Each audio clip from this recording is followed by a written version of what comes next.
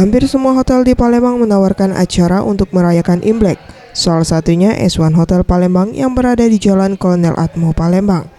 Menurut Febriansyah, selaku Evo Supervisor S1 Hotel mengaku, pihaknya mengadakan kegiatan malam Imlek dan berdampak dengan meningkatnya okupansi sebesar 70% atau sekitar 70 kamar yang terisi.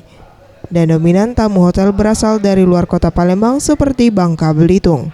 Oke, kemarin pada waktu Imlek itu kan bersama dengan long weekend 2 hari, okupansi kita meningkat dari biasanya 40% sampai 50% menjadi 70%-an. Hal senada disampaikan Neneng selaku HR Manager Igrio Hotel Palembang. Menurutnya kegiatan makan bersama keluarga banyak dilakukan oleh warga Tionghoa pada saat malam Imlek.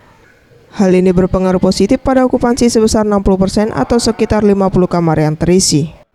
Untuk tingkat huniannya yang kemarin tuh tanggal 28 ya, itu cukup bagus Mbak, udah meningkat sekitar 60%.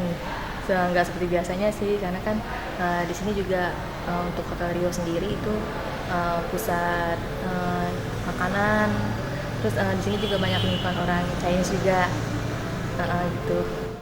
Mengka Dwi Handayani, Sriwijaya TV.